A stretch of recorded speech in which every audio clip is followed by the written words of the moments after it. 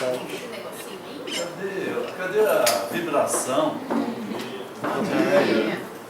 Pessoal desanimado, vocês estão cansados já? Sim, morrendo. Com satisfação que apresentamos hoje, na aula da matemática, a professora Ariane Silva Rabelo, interlocutora da Secretaria de Libras, da Secretaria do Estado de São Paulo, do Estado de São Paulo. O tema da palestra, vou ler aqui porque é um diálogo sobre a atuação do professor de matemática frente à inclusão de alunos com deficiência auditiva. Certo? A professora Ariane nasceu em Ituverava e um dia mudou para a cidade. Sim. Nasceu em Ituverava e Ituverava fez o ensino fundamental, médio, e depois ela veio fazer matemática. Quando mudou para a cidade, veio fazer matemática aqui no IBIUS, fez licenciatura em matemática e atualmente então está se dedicando a essa área, né? Inclusive me disse agora que acabou de sair um artigo com o professor Marcos. Está vendo, viu, gente, no corredor. Está vendo? É a revista. É o custo da publicação deles. Tem uma outra colega nos visitando hoje, né? Agradeço a presença de todos, mas do professor Marcos e da Rosa, né? Rosa Maria Carneiro, né? E Mariana, obrigado pela presença mais uma vez. E nós vamos ver se agora você vai autorizar, né? a publicação. Tá bom? Fique à vontade. Obrigada. Obrigado pela presença. Boa tarde, pessoal. Vai. Vou apagar. A luz. Bem, meu nome é Ariane, como o professor Hermes já me apresentou. Acho que é a primeira vez que eu vou no laboratório e não conheço o rosto dos alunos. Eu sou ex-aluna. Estão ficando jovens, né? Hã? Os alunos estão ficando cada Os vez mais alunos jovens. estão. Isso é verdade. Eu estou muito feliz por estar aqui hoje. Eu gostaria de agradecer, em primeiro lugar, ao professor Hermes pela oportunidade. E outra grande alegria é que eu sou ex-aluna do curso de licenciatura em matemática. E eu fico muito feliz por vir aqui e poder divulgar para vocês a experiência que eu estou tendo na rede de ensino. Eu trabalho como professora interlocutora de Libras na rede estadual. E o que eu vou trazer hoje para vocês, tanto que eu começo o título com um diálogo. Por que um diálogo? Porque eu quero uma participação ativa de vocês. Eu quero comentar essa experiência que eu estou vivendo e que vocês, futuros professores, possivelmente vão se deparar. Com o quê? Com a inclusão, tá? Com a necessidade do professor se sensibilizar com o ensino dos seus alunos. Quando a gente olha para a inclusão, a nossa mente ela se abre. Porque você começa a ver as dificuldades de um determinado aluno e aí a partir dele você começa a olhar no âmbito de toda a sala e perceber que os seus alunos são diferentes. Então não necessariamente eu preciso me adaptar a um aluno com algum tipo de deficiência ou com necessidades educacionais especiais. Mas eu preciso começar a observar que os meus alunos são diferentes. Tá? E como é que eu vou lidar com essa tamanha diferença numa sala que atualmente, no ensino que nós aqui, a licenciatura em matemática, nós vamos pegar do 6º ano ao ensino médio. A média é de 35 alunos por sala. Não sei se vocês viram na televisão as novas medidas que o governo do estado vai tomar com as escolas, possivelmente esse número vai aumentar. Então, falar de inclusão, antes de pensar no deficiente, é pensar que cada ser humano, que nós somos diferentes uns dos outros. Tá? Então, eu gostaria que a gente pensasse no aluno. A gente vai discutindo sobre deficiência, mas que a gente possa sair daqui com a mente aberta para repensar a nossa aula, a nossa didática em prol do aprendizado do nosso aluno, independente da diferença dele, ok? Porque nós somos diferentes uns dos outros, tá? Eu vou falar sobre a inclusão de alunos deficientes auditivos, tá? Para falar de deficiência auditiva, eu preciso primeiro deixa eu comentar sobre os meus objetivos, né? Então vai ser esse diálogo do papel do professor de matemática diante de uma situação inclusiva, específico de um aluno com deficiência auditiva. Por quê? Quando eu falo em alunos com necessidades educacionais especiais, às vezes a gente pensa que a gente está falando só de deficiente, e não é. Eu estou falando também de alguns transtornos, como déficit de atenção, por exemplo. Eu estou falando do aluno com altas habilidades. Eu estou falando das sociedades quilambólicas, que ainda tem grupos indígenas. Eu estou falando do aluno que sofre violência doméstica. Eu estou falando do EJA. Então, é muito mais amplo, tá? Do que apenas deficiência, tá? Para falar, então, do aluno com deficiência auditiva, eu preciso falar do ouvido, não é verdade? Vocês já pararam para pensar como que esse órgão é importante para nós, importante no nosso dia a dia? Já se imaginaram, sem os sons, como seria o seu mundo? Algum conhecimento que você tem, por exemplo, a nossa fala. Como que a gente aprende a falar? Escutando, repetindo sons.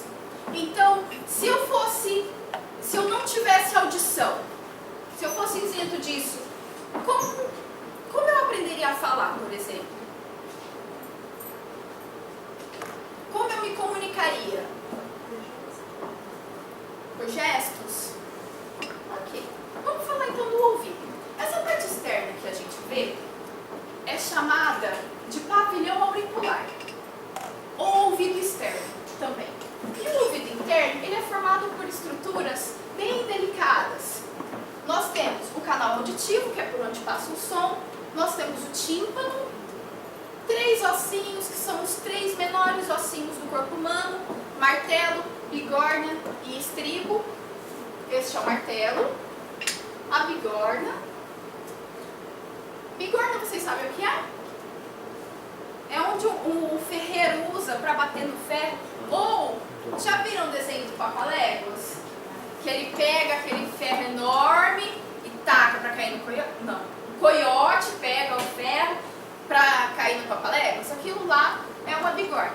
E o estribo? O estribo tem esse nome porque ele lembra, um estribo é onde o cavaleiro põe o pé para subir no cavalo. Então ele tem esse formato. Nós temos a cóclea e o nervo auditivo. Essa estrutura, ela é super pequenininha, é a estrutura então do nosso ouvido. E como é que a gente escuta? O som, ele é uma onda, não é? Essa onda, ela entra no canal auditivo e ela faz com que o tímpano comece a vibrar. Quando o tímpano vibra, ele faz com que o primeiro ossinho, o martelo, vibre, e o martelo começa a bater na bigorna. Por isso o nome martelo, por isso o nome bigorna, porque o martelo bate na bigorna. A vibração da bigorna vai fazer vibrar o estribo. Então os 3 ossinhos começam a vibração. Essa vibração vai estimular a cóclea ou o caracol, por conta desse formato dele. Dentro da cóclea, nós temos o líquido e nós temos vários cílios que vão fazendo esse movimento, e nessa movimentação ele vai encaminhar esse estímulo para o nervo coclear, que vai encaminhar ao cérebro essa mensagem. E o cérebro vai decodificar. Então você escuta um som, ele vai fazer todo esse processo e o seu cérebro vai decodificar que tipo de som é esse. Ok? E isso é milésimos de segundos. Eu estralo o dedo e você já ouviu. Tá? Segundo um censo, no ano 2000, no Brasil haviam 5.750.805 pessoas com surdez. E segundo a Organização Mundial de Saúde, esse número ele tende a aumentar. Por quê? Devido ao aumento da população idosa, por exemplo, o mau uso fone de ouvido, poluição sonora. Então, muitos de nós que vivemos nesse mundo agitado e sonoro, nós somos possíveis candidatos a ter perda auditiva. E muito antes até do que os idosos atuais. A gente sempre tem um avôzinho que você precisa ficar repetindo mais de uma vez, não precisa? E é provável que muitos de nós, e principalmente as novas gerações, que elas comecem a ter perda auditiva muito antes, em torno de 50 anos, 40, tá? Mas existem outras causas também. Doenças infecciosas, como febre tifoide, cachumba, encefalite, sarampo, meningite também causa muita surdez, lesão no nervo auditivo, perfurações timpânicas também podem ocasionar perda da audição. Nós temos alguns casos de surdez de nascimento, a criança já nasce surda, pode ser caso de hereditariedade, pode ser intoxicação da mãe. E estima-se que 20% das crianças em idade pré-escolar possuem algum tipo de deficiência auditiva, porém não identificada. Às vezes, agora, até tem o teste do ouvidinho disponível, mas às vezes demora para se identificar a surdez. Por quê? Porque o som não é uma onda, não é uma vibração. Então, a pessoa com perda auditiva, ela não vai ouvir o som, mas ela vai sentir essa vibração. Então, às vezes você começa a ficar fazendo algum movimento, você derruba alguma coisa para ver se a criança vai ter algum estímulo, ela percebe. Mas ela percebeu o quê? A vibração. Ela sentiu. Né? Então, às vezes demora para perceber. E vai perceber aonde? Na escola mesmo. Então, antigamente, a criança com perda auditiva, ela era diagnosticada até como deficiente mental, porque você falava com ela e ela não respondia. Parecia que ela não estava entendendo nada. Então, até se descobrir que era um caso que era um problema na audição, né, e não um outro tipo de perda. Eu vou mostrar para vocês, então, o que a lei brasileira entende como surdez. Ou entendi até 6 de julho deste ano. Vou mostrar para vocês os dois casos, tá?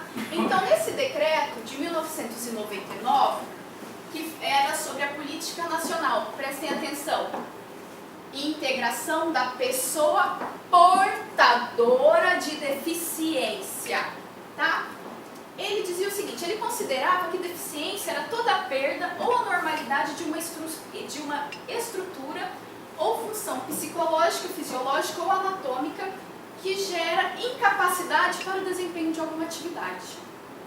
Isso era como a lei brasileira considerava uma pessoa deficiente. E considerava como deficiência auditiva uma perda bilateral, ou seja, dos dois lados, parcial ou total de 41 decibéis ou mais, aferida por audiograma. Audiograma é um exame que coloca vários sons nessas frequências, tá? Essa parte ela foi modificada em 2004, ok? Esse texto. Hoje ele era assim. Mas o que seria uma perda de 41 decibéis? Ops.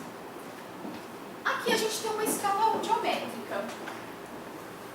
Essa área rachurada, ela é o que a gente considera audição normal. Então, o que é normal? O que não influencia na nossa vida?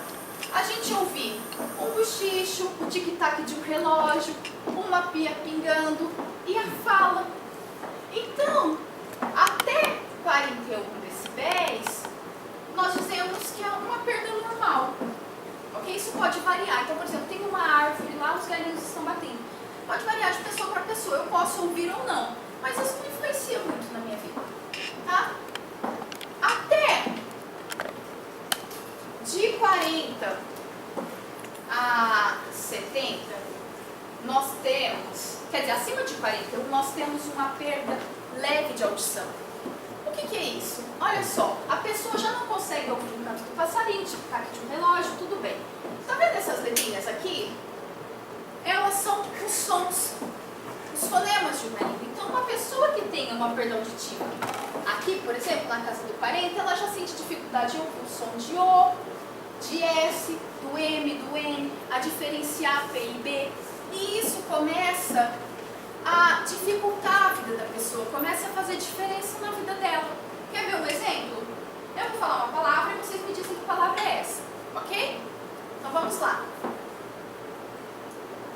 Corda. Rosa? Coisa. Coisa. Rosa.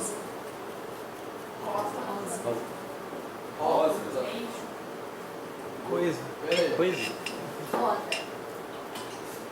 Coisa. Coisa. Roda. Coisa. Roda.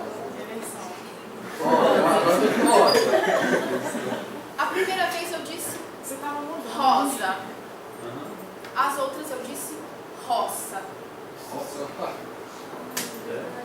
Agora se coloque no lugar de uma criança, do seu aluno que tem uma perda de audição leve, e você está aqui falando, e ele está perdendo esses sons. Você tem uma ideia? Certa vez eu tive uma experiência assim. Eu tinha um professor de história e eu estava interpretando a aula. Aí o professor estava lá falando, de repente ele falou assim: é porque a descoberta das Américas. Aí meu aluno veio pra mim e falou: coberta? Mas coberta para cobrir o quê? E aí eu olhei porque o som de S era imperceptível para ele. Tudo isso para a gente começar a entender como que a audição prejudica um diálogo, por exemplo. Você está falando, a pessoa está perdendo informação, está perdendo som. Imagina uma conversa cortada. Como é que você vai encontrar um sentido para aquilo que a pessoa está querendo passar por você? É difícil, não é? De 40 a 70, nós temos uma surdez moderada. De 70 a 90, uma surdez severa, a pessoa já não ouve o telefone tocar, não escuta o latido de um cachorro. Acima de 90, a surdez profunda, você não escuta nenhuma bomba, tá? Mas não escuta uma bomba, mas se cair uma bomba você vai sentir, fica tranquilo. É igual aqueles carros de som, pum, pum, pum, aí a sua casa fica assim, tremendo, não é? Tá, então ele não ouve um helicóptero, pensa um helicóptero lá em cima a gente dá conta de ouvir. Um avião, um show de rock, etc. Tá? E aí, eu coloquei aqui pra vocês, olha só, essa lei, ela tem 3 meses, gente, 3 meses. E por que eu quis mostrar? Primeiro, porque eu quis atualizar a minha apresentação. E segundo, porque é muito interessante como que a mudança na legislação brasileira influencia dentro da sala de aula. E isso a gente vai sentir principalmente nos alunos do ensino médio, porque são alunos que nasceram em torno de 1997, 1998, 2 anos depois da LDB. Então, a entrada deles, a vida escolar deles foi num momento de mudança. Então, nós temos várias leis. Aquela lei lá, aquele decreto de 99, lembra que ele falava da deficiência? Primeiro, ele falava portadores, ampare, define portadores de deficiência. A palavra portador a gente já não usa mais. Portador é muito relacionado à doença, igual portador do vírus HIV. Então, olha o que ela fala já. Essa aqui é conhecida como Estatuto da Pessoa com Deficiência, tá? De 6 de julho de 2015. Ela institui a Lei Brasileira de Inclusão da Pessoa com Deficiência. Já não tem mais a palavra portadora. Tá? E olha como ela considera a pessoa com deficiência. Considera-se pessoa com deficiência aquela que tem impedimento de longo prazo de natureza física, mental, intelectual ou sensorial, o qual, em interação com uma ou mais barreiras, pode obstruir sua participação plena e efetiva na sociedade, em igualdade de condições com as demais pessoas. Não é lindo isso?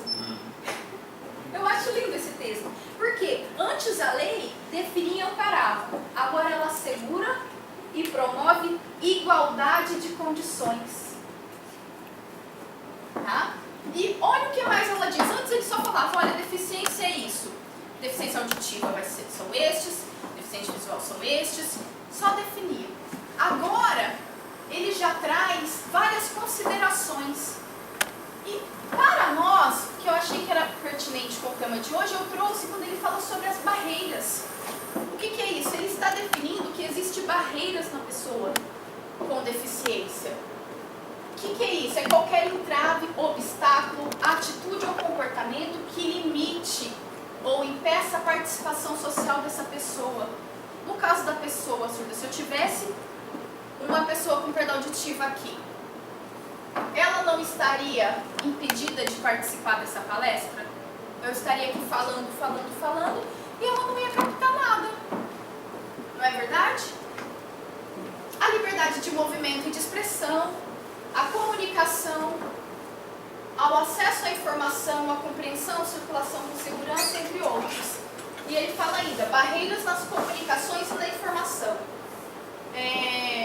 Então, não pode haver atitude ou comportamento que dificulte ou impossibilite a expressão ou recebimento de mensagens e de informações. Isso se aplica na escola. Então, o aluno ele não pode ser impedido à educação. Ele precisa ter acesso. É um direito constitucional dele, assim como qualquer outra criança em idade escolar, não é? E essa lei, ela fala também, ela vai falar da língua brasileira de sinais, né, que eu vou explicar para vocês daqui a pouquinho. Ela fala de sistemas auditivos e ela fala sobre adaptações razoáveis. O que seria isso?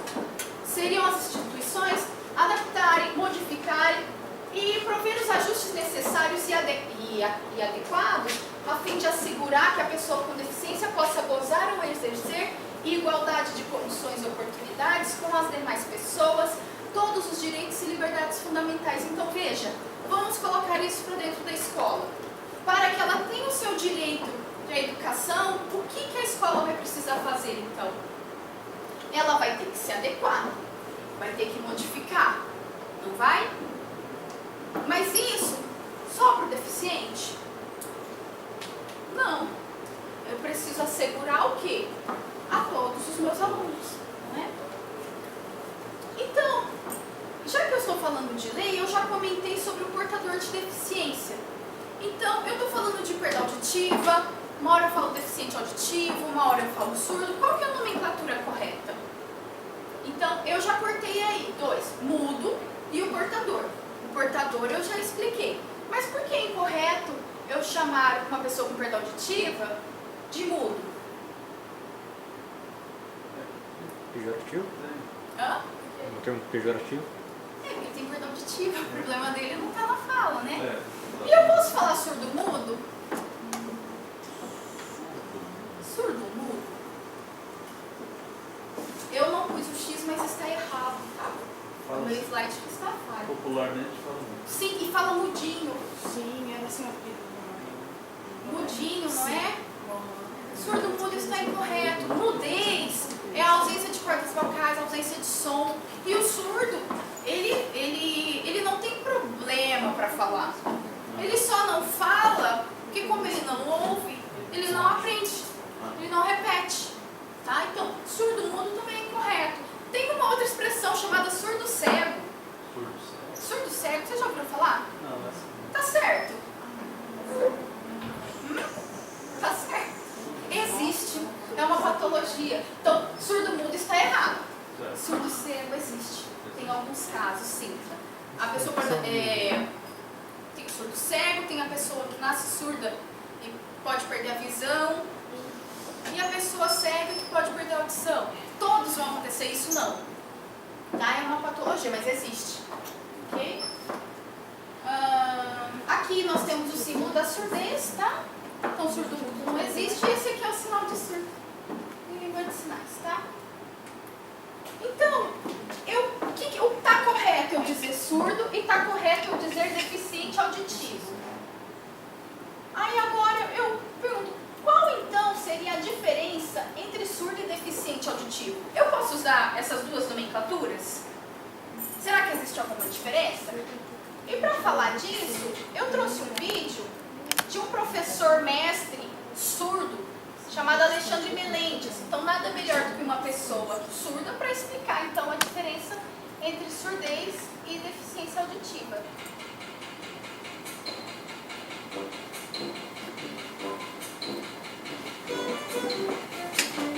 Dá pra ver?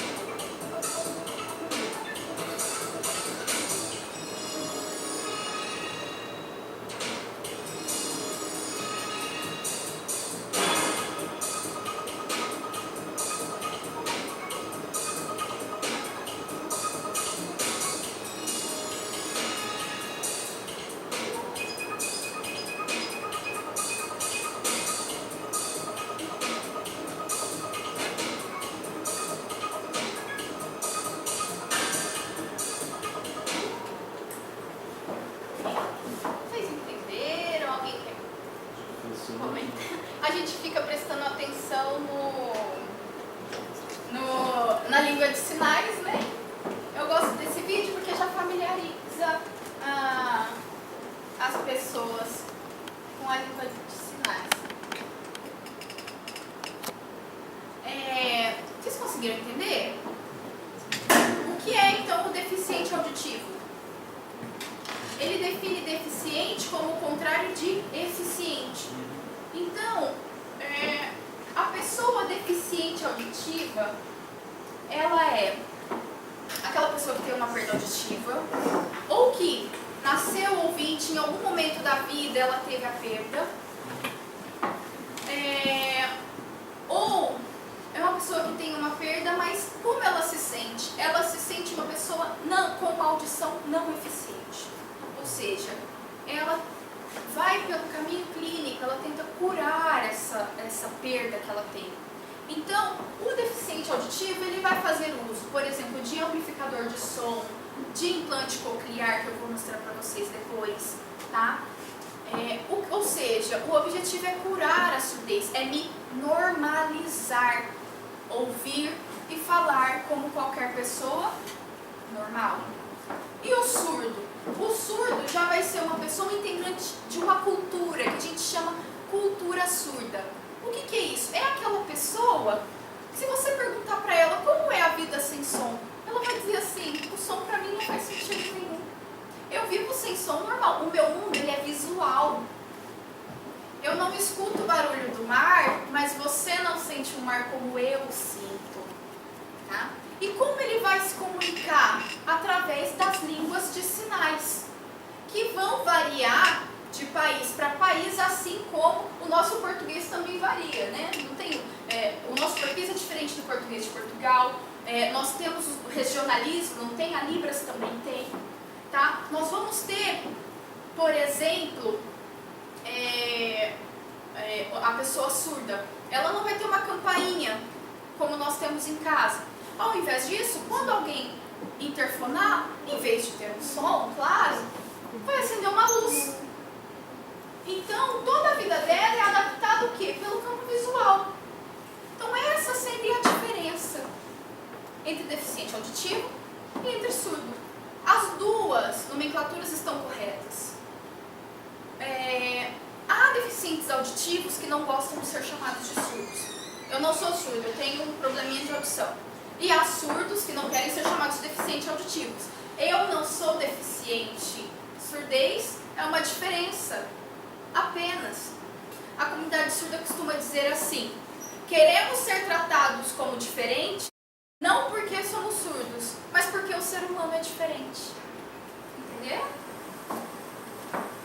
Então, a comunidade surda, ela reúne pessoas que não é só o surdo, familiares de surdos, profissionais da área de surdez, tá? E a comunidade surda é o quê? É um conjunto de práticas referente à comunidade surda. Por exemplo, nós temos a literatura surda, teatro, cinema, tradução, interpretação de programas televisivos, organização de eventos esportivos. Eles jogam futebol. Qual que é a diferença? A diferença é que o juiz vai na frente, sinalizando. Tá? Assim como os cegos também. Futebol não é aquela a bolinha que tem o som, né? A luz, e nós temos aqui a acessibilidade em libras, tá? Esse símbolo significa que tem um intérprete, que também está relacionado com a cultura surda.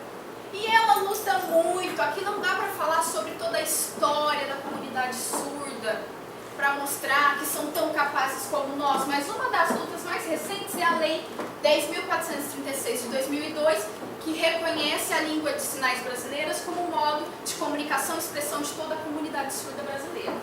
Tá?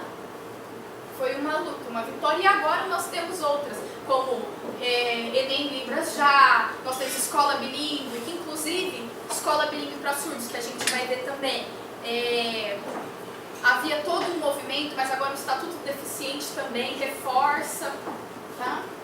Nós estamos caminhando, e aí eu queria comentar sobre esse decreto 5626 de 2005, tá?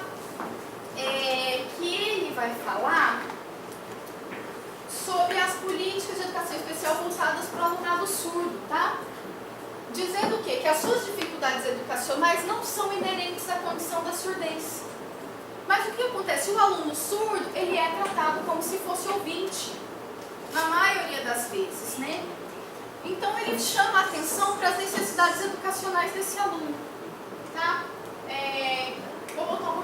ele que fala sobre a educação bilíngue, tá? Que o aluno, ele seria alfabetizado na língua de sinais como sua primeira língua, língua materna, assim como o português é para nós, e aprenderia o português como sua segunda língua, mais ou menos como o inglês é para nós, tá? Tudo bem? Então, ao longo da história de educação de surdos, destacam duas abordagens pedagógicas, que elas são presentes até hoje: o oralismo e o bilinguismo, tá? É muito mais profundo do que eu vou mostrar para vocês, mas é bacana a gente entender um pouquinho dela para a gente ter uma base das situações que a gente vai ter na sala de aula.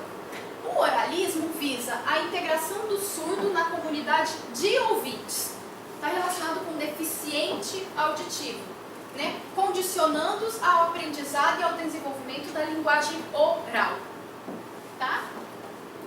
Então, o que eles costumam fazer? Fazer uma reabilitação na criança surda em direção ao quê? Da normalidade, para que ela esteja no padrão normal, ou seja, como a maioria.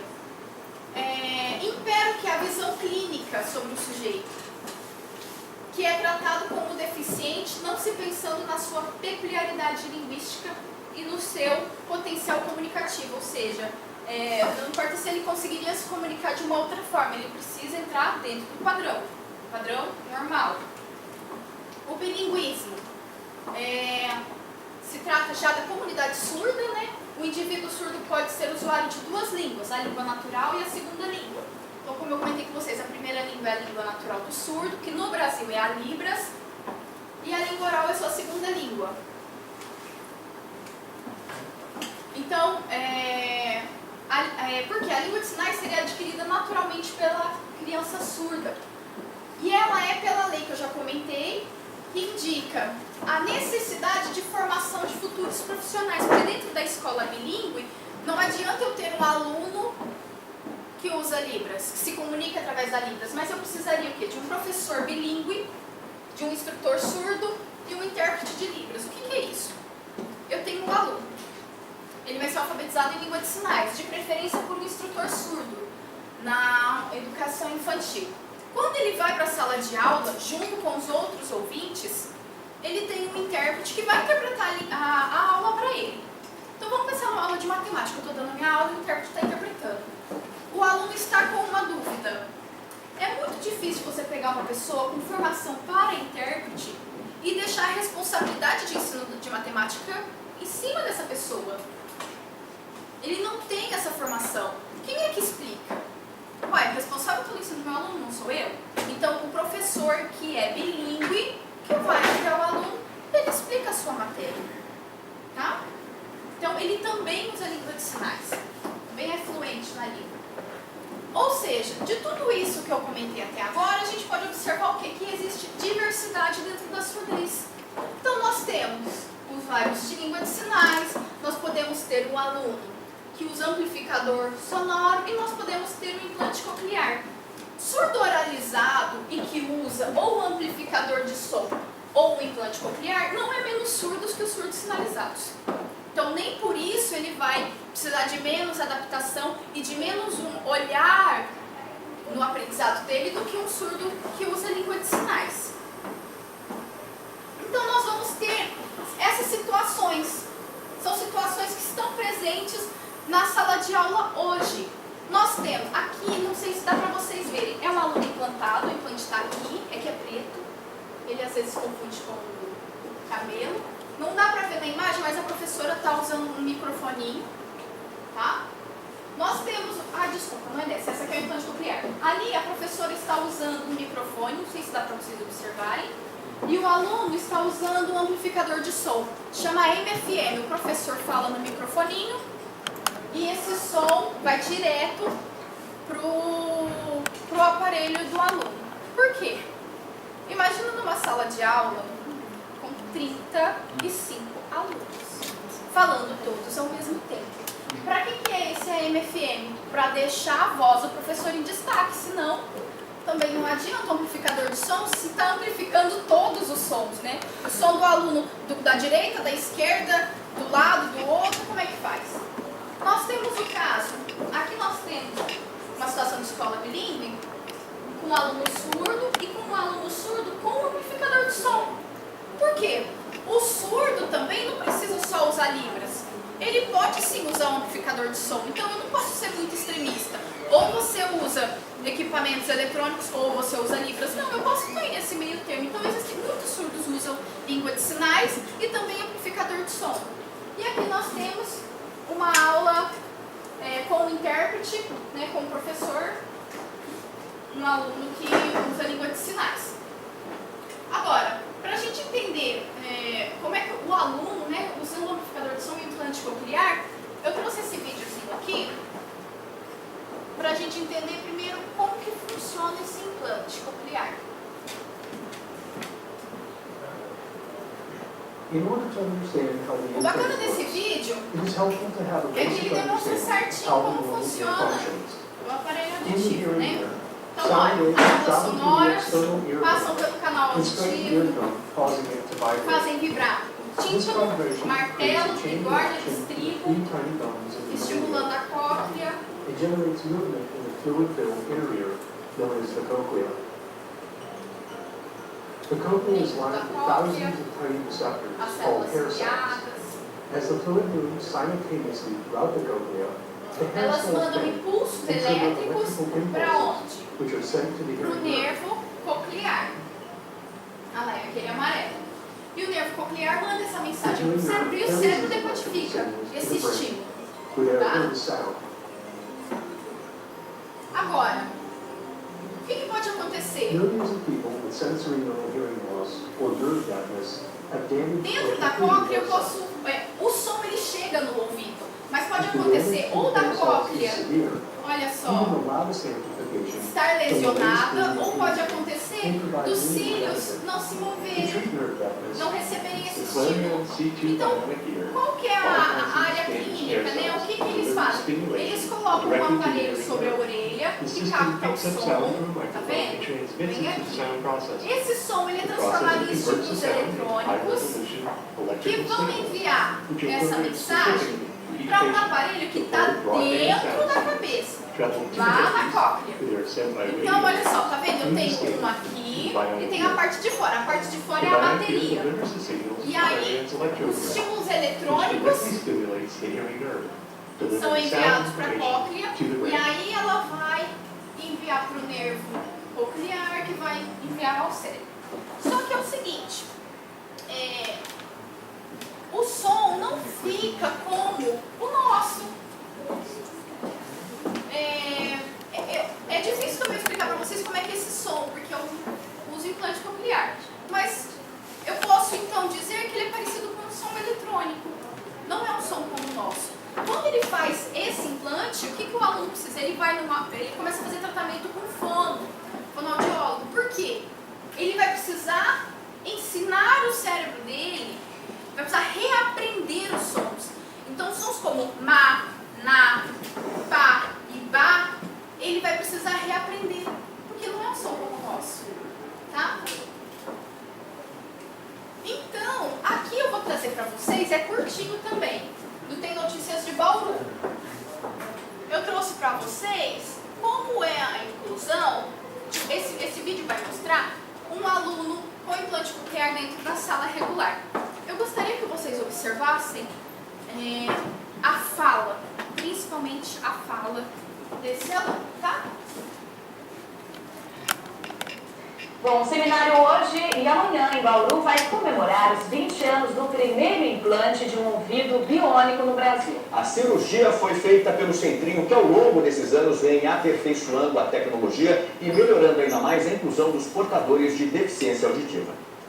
Jaqueline ouviu bem até os 18 anos, quando teve meningite e acabou perdendo a audição dos 2 ouvidos. Ela conta que quase entrou em depressão. Não fosse a notícia do implante coclear. Seria o primeiro a ser feito no Brasil e deu certo. Hoje, 20 anos depois, ela leva uma vida normal. A minha cirurgia foi uma cirurgia de sucesso e, por esse motivo, outras pessoas tiveram a oportunidade de operar também. A pessoa que vai ouvir, que usa o aparelhinho de frequência modulada, ele vai captar esse som da fala bem acima do ruído. Então, é realmente um dispositivo muito importante, principalmente para criança em idade escolar, ou mesmo em terapia fonoaudiológica, ou mesmo para os adultos que necessitam de uma boa compreensão da fala. Em 20 anos, o Centrinho em Bauru já realizou mais de 850 cirurgias. Hoje são feitas em média 12 por mês. Falando assim, parece apenas um relatório de números, não é? Só que quem fez parte dessa história sabe que cada cirurgia é uma mudança de vida. Ângelo nasceu com surdez total. Começou a ouvir há alguns dias. Hoje está descobrindo um universo de sons. Só de chegar em casa, estar ouvindo a gente falar, começar a entender, já é maravilhoso. E uma nova tecnologia está sendo usada. Na sala de aula, Eduardo e Camille ouvem nitidamente a explicação da professora. Isso graças a este equipamento de frequência modulada, que pode ser colocado nos aparelhos auditivos. É um acessório. O que a professora fala no microfone chega direto ao ouvido. Eu vou falar com o Eduardo. Eduardo, ele colocou o implante coclear, aquele implante normal, há 4 anos. E faz 3 meses que ele está usando este aparelho, que é o de FM. Eduardo, você está me ouvindo bem? Bem, É mais fácil para você?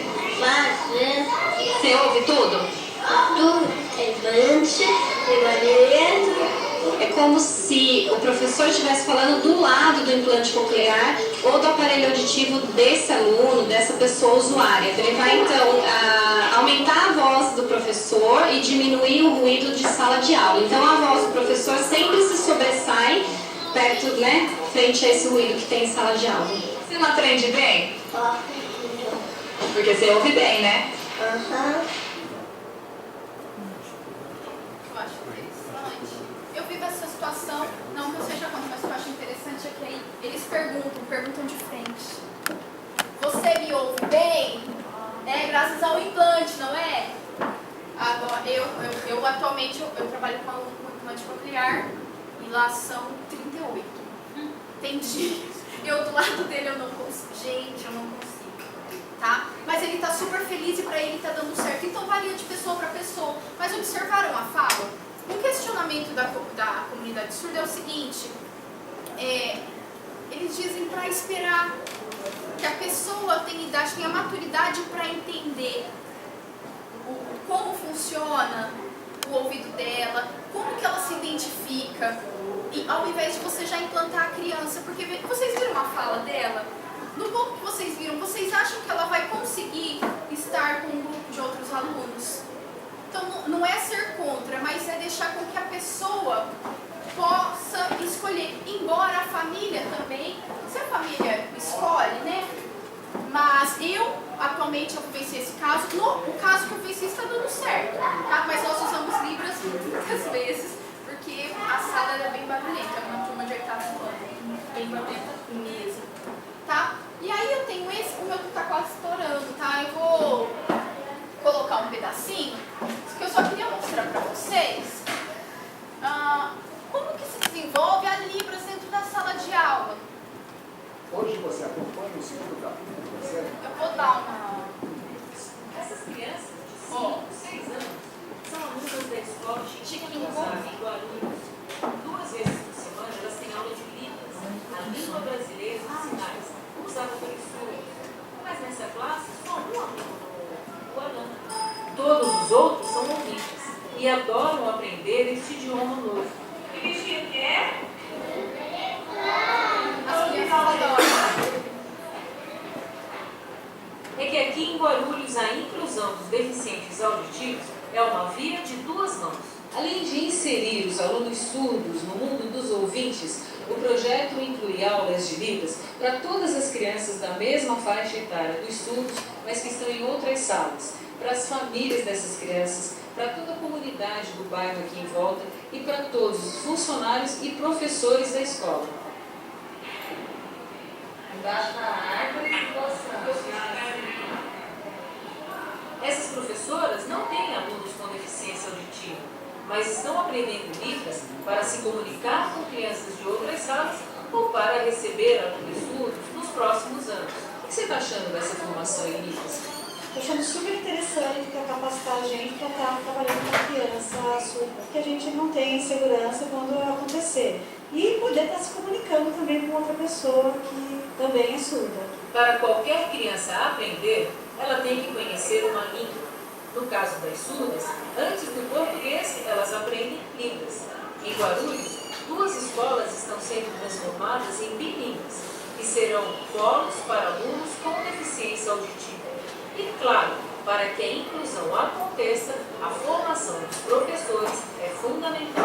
Os professores têm que entender como é que é Libras, a língua, a cultura, né? Então, para isso, a formação dos professores é essencial. Para que uma escola inteira para que uma escola se torne bilíngue, né? Todos têm que falar Libras, todos têm que entender e ensinar. Janus, que também é surdo, é quem dá aula de Libras para professoras, funcionários e alunos da escola Chiquinha Gonzaga.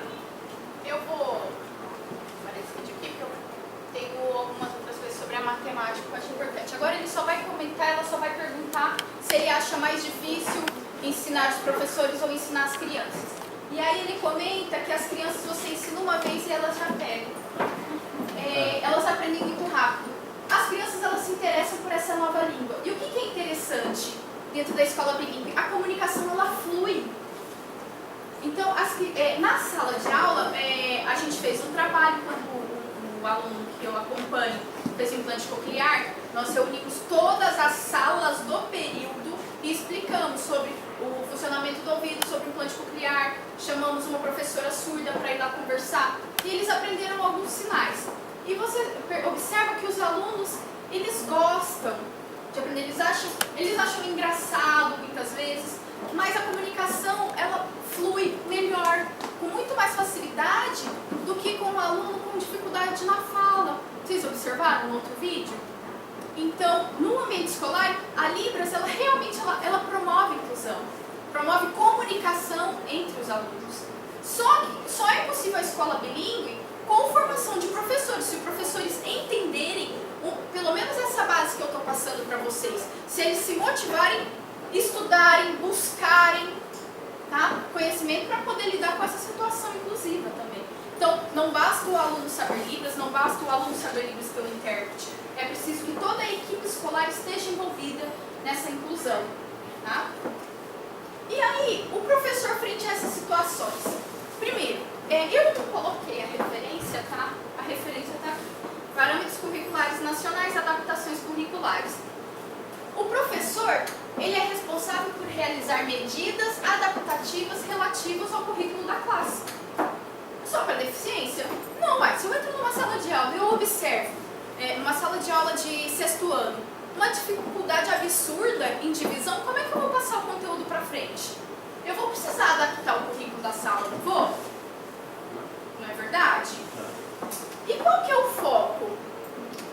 Eu vou coordenar as atividades, promover a participação e inclusão do aluno, bem como a aprendizagem, adequar os objetivos, conteúdos e critérios de avaliação, o que implica modificar objetivos, considerando as condições do aluno em relação aos demais colegas. Tá? Muitas vezes a adaptação ela pode ajudar a classe inteira. Recursos visuais na matemática ajudam a todos os alunos. Tá? Então, o trabalho do professor em sala de aula e dos professores de apoio, né, e outros profissionais envolvidos, como é o caso do intérprete, tem que realizar o quê? De forma cooperativa, interativa e bem definida. Então, o papel do intérprete é interpretar, o papel de ensinar é de quem? É do professor. Eu não devo, porque o que acontece na escola, infelizmente, é que às vezes o aluno surdo, ele fica isolado com o seu intérprete. O professor dá aula para os ouvintes, e aí ele deixa toda uma carga em cima do intérprete. E ele não tem formação para isso, né? Como que funciona na escola pública municipal aqui em Rio Preto? Nós temos o professor de sala regular, o intérprete de Libras e o atendimento no Núcleo de Apoio à Educação Especial. NAI? Atendimento, desculpa, ainda bem que eu tenho a Rosa. A Rosa é professora do NAI, inclusive. No estado, que é onde eu trabalho, a gente tem o professor de sala regular, o professor interlocutor de Libras. No estado, na lei prevê o quê? Intérprete nós somos professores interlocutores. Nós mediamos a comunicação entre o professor e o aluno. Mas o Estado também nos atribui o quê? Adequação de material e manter uma interação com o professor, sentar com o professor para ver quais as medidas que a gente vai tomar com relação a isso. Então, no Estado, ele já coloca um professor que saiba Libras, que é para poder... então, isso aqui na verdade é um sucateamento, né? Não é... Mas funciona, é melhor do que se não tivesse um outro profissional. Não é o que está previsto na lei, por exemplo, tá?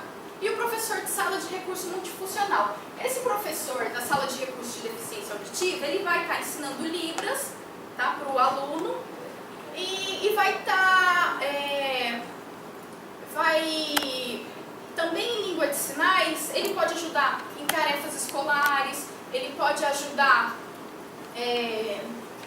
com os conceitos que às vezes é visto na sala de aula. Por quê? Lembra que eu falei que a legislação ela está mudando? Então, muitos dos nossos alunos entraram na escola no meio dessa mudança. O que acontece? Nós temos alunos que não foram alfabetizados, nem em Libras, nem em língua portuguesa. Tá? A escola bilíngue ela ainda não é uma realidade. Existem escolas bilíngues, existem algumas em São Paulo, em algumas capitais, não é uma realidade ainda, embora esteja na lei. Então nós temos muitos alunos que não são alfabetizados e nós temos muitos alunos que sabem um pouquinho de português, sabem um pouquinho de Libras, e aí a gente vai trabalhando com o que for melhor. Tá? Então assim, o aluno, no caso um aluno oralizado, entendeu a fala do professor, não entendeu que você usa Libras, você vai se adaptando, você usa, o profissional se adapta a cada indivíduo para poder sanar a dificuldade que veio desde o ensino infantil e que às vezes, por exemplo, eu já trabalhei com um aluno que ele recebeu intérprete no primeiro ano do ensino médio. E aí nós sentamos com os professores e os professores disseram o seguinte: olha, ele tem 2 anos para terminar a educação dele, faça o que é melhor para a vida dele. Então o que nós optamos? A gente começou a alfabetização e em matemática nós ensinamos operações básicas, ia começar a porcentagem antes do fim do ano, mas a gente não conseguiu encerrar. Então a gente trazia a matemática para a vida dele. Tanto que a família até comentou que ele trabalhava num supermercado. E aí ele começava a fazer as continhas. Se ele tinha R$10, ele queria comprar um salgado e refrigerante, ele fazia a continha para ver quanto que ia dar. Então a gente tentou fazer o melhor, né? E a relação professor-aluno, ela deve considerar as dificuldades de comunicação, como o braille e a língua de sinais. E também a gente tem que prestar atenção na organização do espaço físico da sala. O que acontece? Tivemos um caso de uma aluna, os professores comentavam, uma aluna desinteressada, não prestava atenção na aula e tudo mais. E aí a gente ficou sabendo que ela tinha perda auditiva. Ela tinha perda auditiva no ouvido esquerdo. E ela sentava com o ouvido direito na parede. Ela ficava sentada assim. Os professores olhavam e falavam que garota desinteressada. Mas por que ela estava virada? Para poder perceber o que acontecia na sala. Tá? Então, se o aluno é oralizado, é importante que ele sente à frente para poder fazer a leitura orofacial. E o aluno surdo, aí depende. Tem professor que se sente incomodado com o intérprete. Então, tem aluno que senta no fundo, tem aluno que senta na frente. No caso de aluno oralizado, a expectativa da família é falar e ouvir. O professor tem que falar de frente, está atento à fala do aluno. Se você não entender, pede para ele repetir, se esforce, mostre para ele que você está interessado em entendê-lo. Ser flexível quanto à escrita. Mas assim, dependendo, a gente precisa ser exigente quanto a alguns vocabulários. Então, no caso, eu tenho uma provinha aqui, que é a prova de avaliação de aprendizagem em currículo do Estado. Eu pedi para o aluno que não vem atualmente, para ele grifar as palavras do português que ele não entende. Do 7º ano, foi a provinha que ele fez ano passado. Então, por exemplo, ele sabe um pouquinho de português. Ele grifou malha, até aí tudo bem. Aí ele grifou a palavra perímetro. Então, assim, se eu estivesse trabalhando perímetro com ele, um aluno oralizado, ele não saber o que é perímetro, então eu tenho que... Ah, meu Deus! Eu tenho que avaliar isso, né? Ih, Léo. Ixi.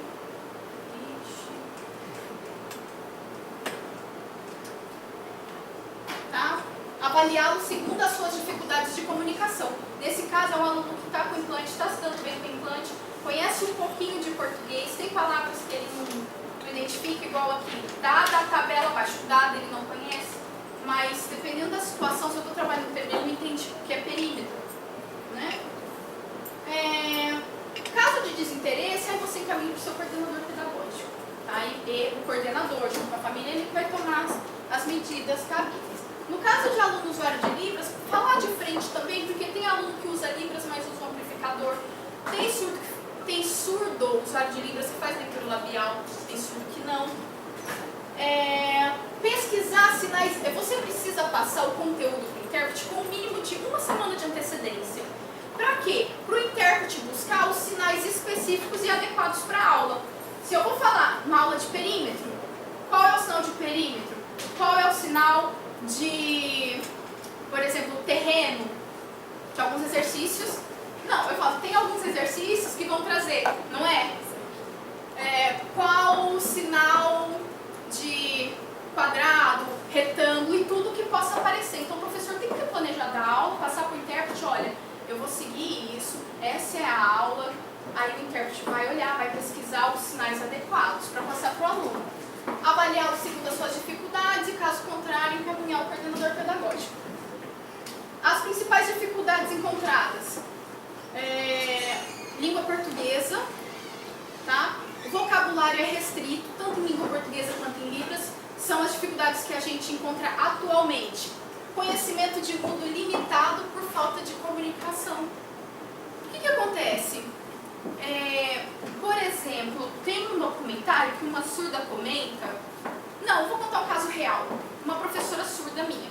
Ela estava explicando, lembra quando teve um caso que um torcedor jogou uma banana no campo de futebol? Vocês se lembram? E aí a professora surda estava contando para nós o seguinte, que alguns surdos, ela perguntou, você sabe por que jogaram a banana?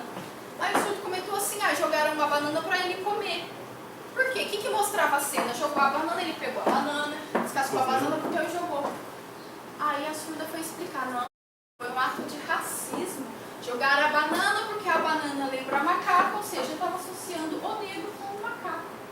Então veja, só com imagem é importante, mas só a imagem também não traz significado. Então por isso que só colocar desenho nos exercícios de matemática não vai resolver.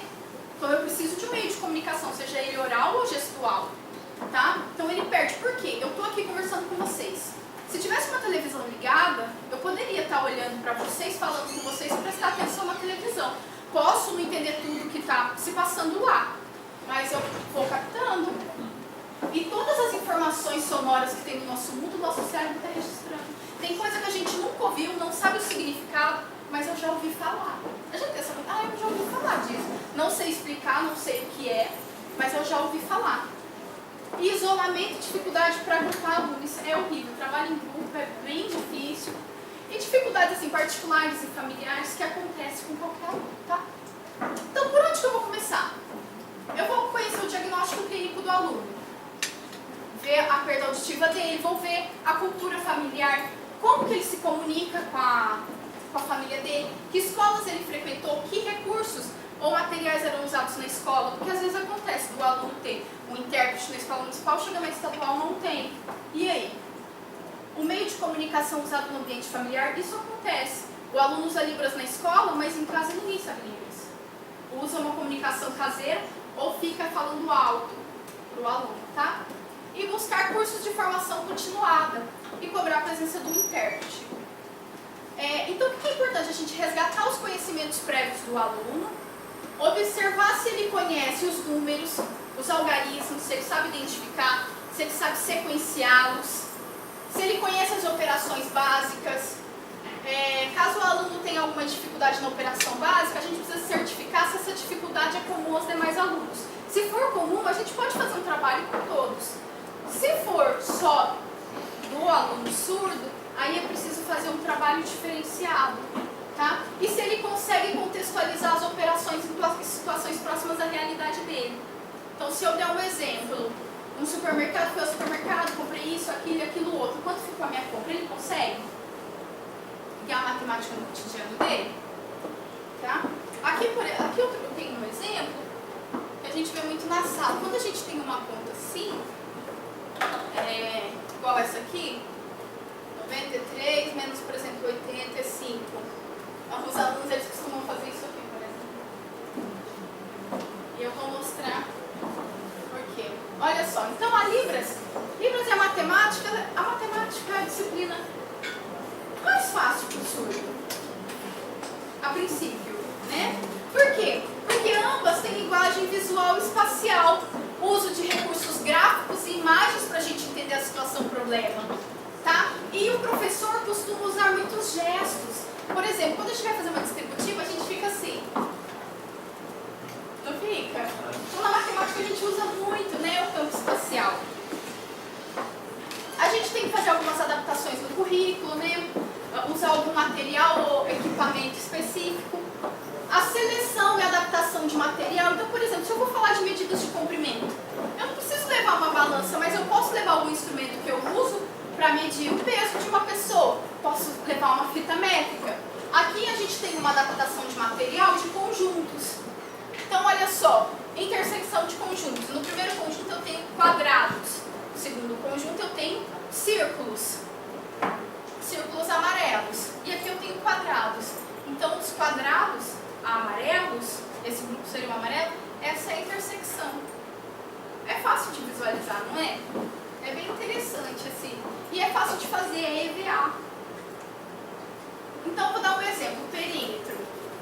Estudado no 7º ano, né? Então, perímetro, para quem é da área de matemática, é a medida do contorno de um objeto bidimensional, ou seja, a soma de todos os lados de uma figura geométrica. Então, que situações acontecem na sala de aula? O professor vai explicar perímetro para um aluno surdo. Aí ele faz assim. Interessantinho só.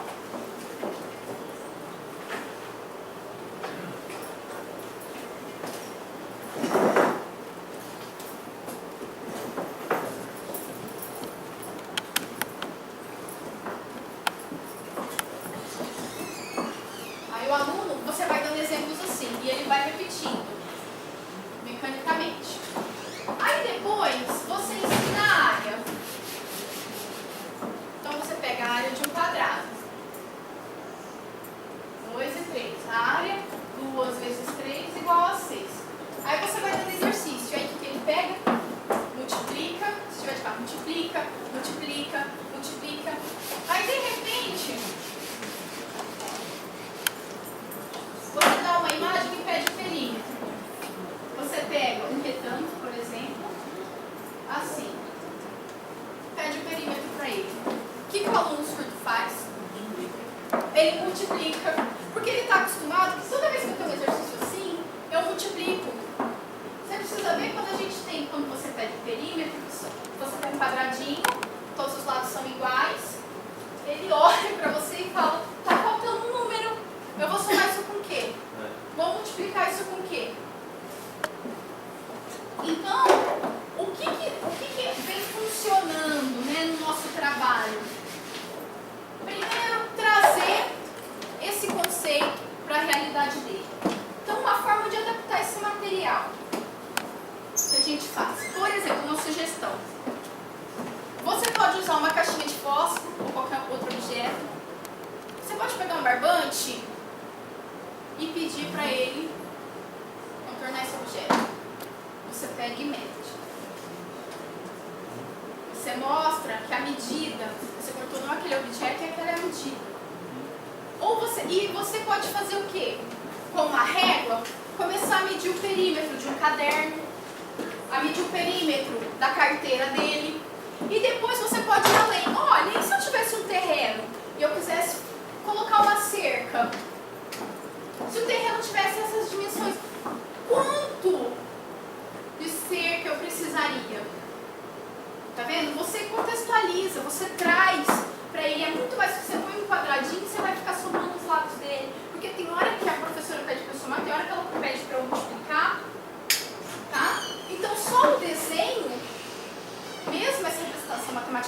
acostumado a fazer, é muito pouco para ele conseguir diferenciar o conceito de perímetro com o conceito de área, por exemplo.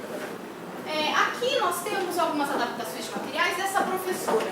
Ela é uma professora surda chamada Zanúbia Dada.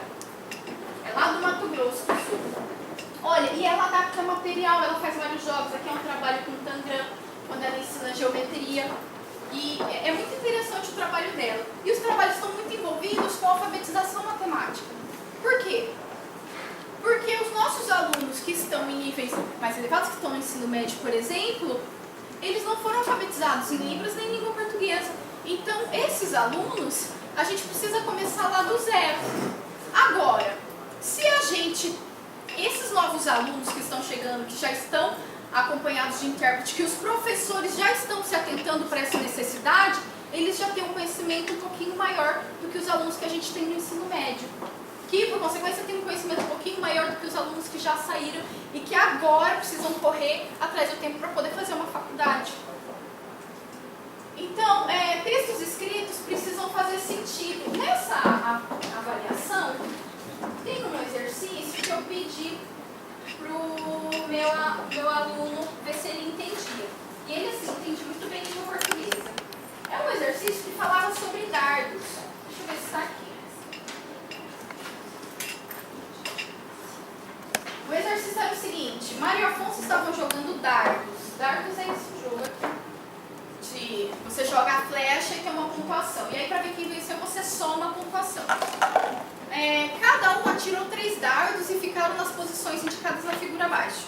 Pode-se afirmar que, aí lá vem, Mário está com 3 pontos de vantagem, Afonso tem 6 pontos de vantagem, etc. Primeiro, para um intérprete trabalhar isso aqui com o aluno, ele vai ter que fazer o quê? Explicar o que são dardos. Se eu explicar o que são dardos, eu vou ter que dizer o quê?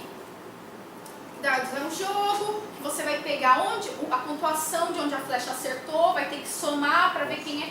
Então, o que acontece? Acaba se tornando mais uma questão de interpretação de texto, as alternativas, do que de raciocínio. Por quê? Porque o intérprete já passou a informação. O que está pedindo para o aluno nessa questão, o intérprete pode influenciar. Então, ela acaba perdendo o objetivo dela, acaba sendo muito mais interpretação de texto do que de raciocínio matemático.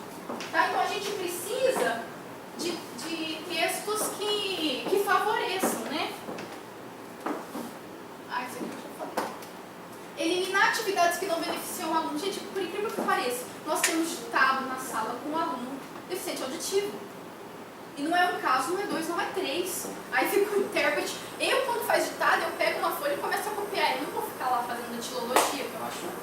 Né? Aqui tem um exercício super legal. Esse é um livro. Esse é um livro, olha. É um livro do Estado que o MEC enviou.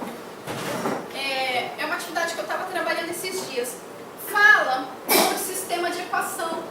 Então diz que a lapiseira custa R$6 a mais do que a caneta e que ambas custam R$12,50. E aí o que acontece? Olha o desenho. Foi passada para a sala toda. Ou seja, está o desenho das canetas, que elas custam Y reais, e os lapiseiros que custam X reais.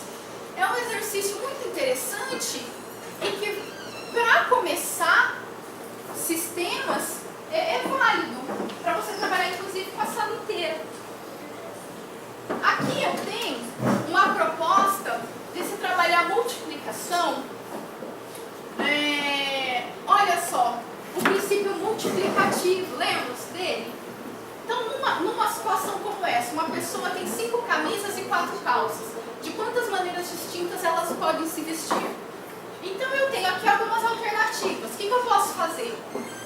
Eu posso pegar um boneco, isso eu tenho até em jogos de computador, e fazer com que o nosso aluno faça as combinações antes de você entrar no conceito, tá? Ou para um aluno de ensino médio que às vezes não quer fazer algum jogo ou esse tipo de trabalho, você pode trazer aquele exemplo da sorveteria. Lembra quantos sabores eu posso ter o meu sorvete? Eu posso fazer, por exemplo, com uma marmita.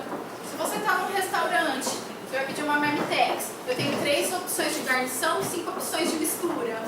Também é uma adaptação bacana de fazer, que traz esse conhecimento para o cotidiano dele. Aqui uma adaptação que a gente sempre usa para números negativos. Esse aqui, folheto de supermercado, é super bacana para trabalhar operações básicas com número decimais, sistema de medida, quilo. Então, um determinado alimento com 1 quilo e outro com 300 gramas. Qual que compensa levar? Comparação de valores. Aqui a gente tem um supermercado em sala de aula, com preços e marcas, e você dá para trabalhar matemática, dá para trabalhar sobre marcas, às vezes dá até para trabalhar com geografia. Você tem lá os dois. Eu vi uma leitura que você mostrava a marca de do mesmo produto, várias marcas de um mesmo produto. E aí questionando com as crianças, por que você leva mais caro, por que você não leva mais barato e tudo mais. E junto com essa atividade você pode trabalhar as cédulas de real. Dá para trabalhar a soma, dá para trabalhar muita coisa aqui. Tem alguns materiais disponíveis na internet quando você tiver dificuldade, quando o aluno tiver dificuldade, por exemplo, em soma, em subtração. Aqui a gente tem em língua de sinais um material dourado, aqui mais um, a tabuada em língua de sinais. Isso aqui para ele conhecer os sinais dos números, mas a tabuada pode ser convencional, não tem problemas. Esse é um material adaptado daquela professora surda que eu comentei com vocês, a Zanúbia Dada, sobre a multiplicação, tá vendo? A multiplicação é um caso de adição, aqui um caso de divisão.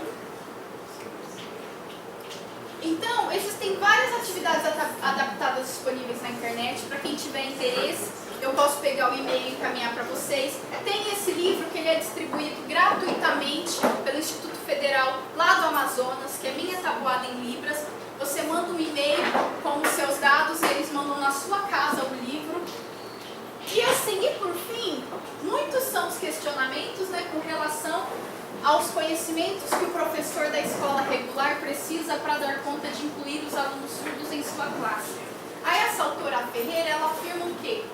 Que o educador não precisa ter formação especializada, mas é necessário que se torne um pesquisador do seu saber e do seu fazer. Então, nessa situação, inclusive, eu trouxe para vocês alguns cursos gratuitos que estão disponíveis, como, por exemplo, da Secretaria Municipal de Educação de Rio Preto, tem um curso de Libras para os professores. Sobrando vaga, é aberto para o público em geral. Nós temos curso de difusão e conhecimento de Libras e Educação de Surdos aqui da Unesp, né? Que o curso está em andamento, mas todo ano está acontecendo. Nós temos o curso da Universidade Federal de Uberlândia, tá? Vinculada à Universidade Aberta do Brasil, só que são cursos gratuitos, totalmente à distância, mas apenas para professores. Tá? Então a gente tem atendimento educacional especializado para aluno surdo, atendimento educacional especializado em educação especial e alunos com altas habilidades de superdotação. A gente tem isso. Tem para a área de educação física. Só para curiosidade, tem o curso de Braille e Cultura Cega no Instituto dos Surdos aqui de Rio Preto, tá? Alguém tem alguma pergunta? Não? Oi? Quando você estava lendo lá das leis, você falou, que bonito, você achou que não é possível cumprir? Não, eu fiquei muito emocionada. Não, tá bonito, Achei lindo. Mas é possível, né? Sim, mas o bacana é que assim, a cada nova lei a gente percebe, porque assim, a gente tem a impressão... Porque às vezes a lei é bonita, né? Mas, né? Eu até... O que eu acho interessante, conforme avançam os estudos e as pesquisas na área de educação inclusiva, a política educacional ela está acompanhando. Eu sei que, por exemplo, faz 10 anos do decreto que reconheceu a Lei Libras, né? 10.436 de 2002. E ainda não há o profissional intérprete nos locais públicos, como escola, hospitais. Eu sei que demora, mas já é um avanço, porque se tem uma lei, a gente pode brigar por ela. E é muito bacana que a... Oi? Batalhar por ela. Porque é uma lei recente e não tem profissionais tão qualificados assim. Mas o importante é que a lei cada vez mais está promovendo a igualdade de condições às pessoas com deficiência. E eu acho lindo, eu fiquei até emocionada, achei muito bonita a definição, fiquei muito feliz. Mas assim, eu li a lei, mas eu preciso estudar até essa lei chegar em conhecimento, por exemplo, nas escolas, que o professor isso demora, se ele não buscar o seu saber, né? Então a gente precisa se dedicar muito.